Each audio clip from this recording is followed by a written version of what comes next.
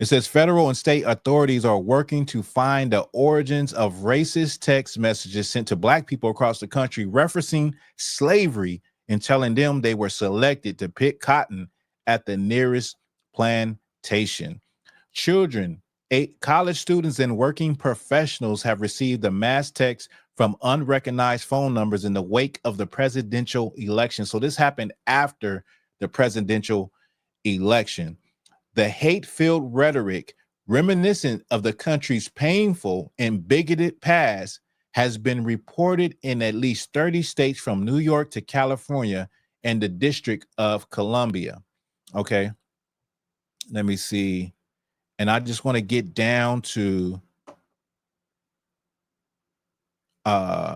some of the things that were said in these text messages. So there's a company called Text Now. They're working alongside partners to uncover more details and monitor patterns of activity to block any new accounts attempting to send these messages. So they said that they're trying to investigate it. I know if it was anything else, they would have figured that out already. But you know, it'd be interesting to see who did this. I mean, it's not a, you know, we already know who did this, but it'd be interesting if they'll even make it public or put faces in the media of who actually did this.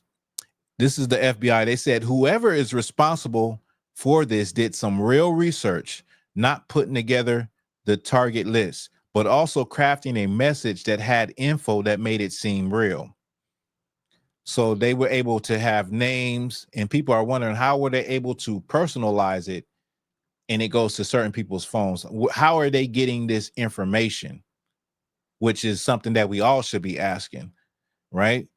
Children in middle school, high school, and colleges were among those targeted by the racist mass text, alarming parents and spurring warnings about their psychological impact. Montgomery County Public Schools in Maryland said in a statement Thursday that some of its students received the text. And while the school board noted law enforcement in some areas have announced they consider the messages low-level threats, it acknowledged the text effects. Are we surprised that the law enforcement says this is low level? Like this is nothing. I'm not surprised. Let me keep reading. We recognize that the emotional and psychological impact on our students and staff, and particularly our communities of color, is profound. The school board statement reads, "We stand in solidarity with those who feel targeted and hurt by these actions." It says Nicole Nunez, whose 15-year-old son attends a Stella charter school in Los Angeles, told CNN affiliate her son and some of his friends got similar text messages. It said he had been chosen to be part of Group B to go pick cotton at a plantation, and he will be picked up by a black van and to be ready by 6 p.m. And he said a lot of his Hispanic friends also gotten the messages saying they will be deported.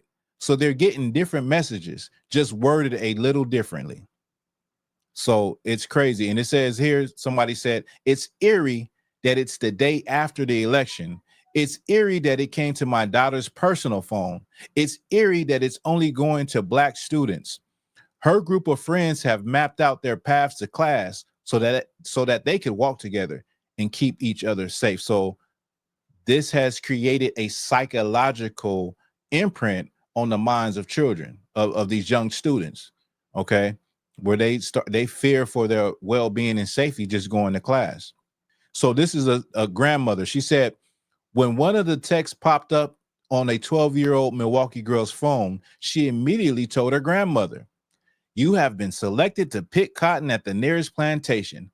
Please have your belongings together by 10 sharp. Our executive slaves will pick you up in a yellow van," the text read, using the girl's full name. The grandmother said, "That's the scary part. How did they get her name?"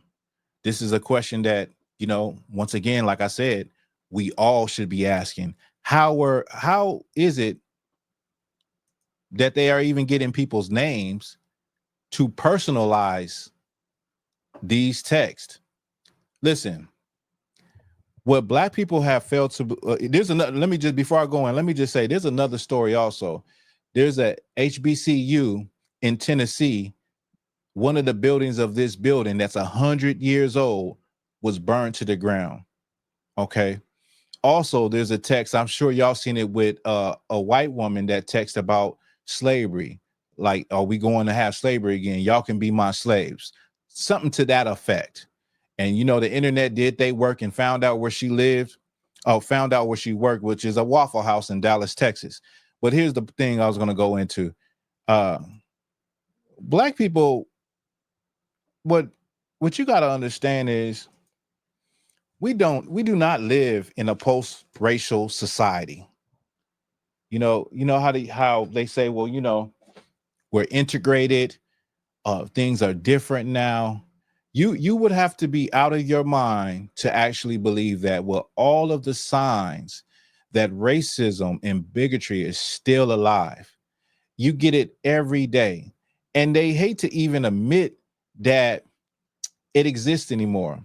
So what they'll do is they'll flip it on you and say, well, you're a victim. You're playing a victim mentality, always talking about racism when it still happens, always talking about discrimination when it still happens, always talking about the way, you know, law enforcement treats Black people compared to other folks. Well, it still happens.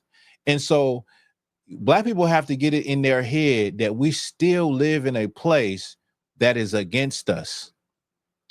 When I say that, I'm saying it like to be vigilant.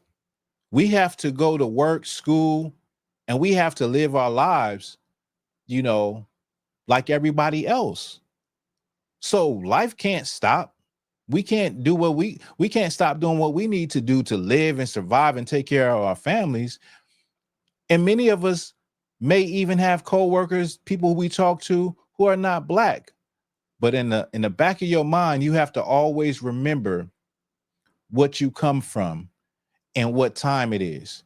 Because in a blink of an eye, things can change. If there's a natural disaster, if something changes in the government, people's attitudes will quickly look at Black folks as the scapegoat, as public enemy number one. How do I know that? Because it's happened before.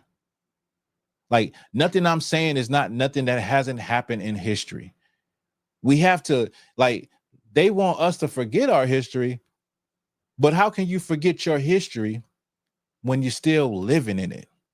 When you're still seeing something that opens up the wound fresh again? They just burnt down a church in Texas, Paris, Texas, burnt down the church.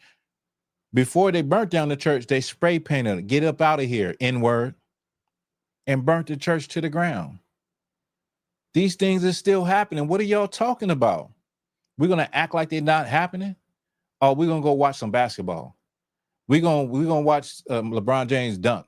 We're going to go listen to some music. We're going to act like, you know, that stuff don't happen no more. That was in the past. No.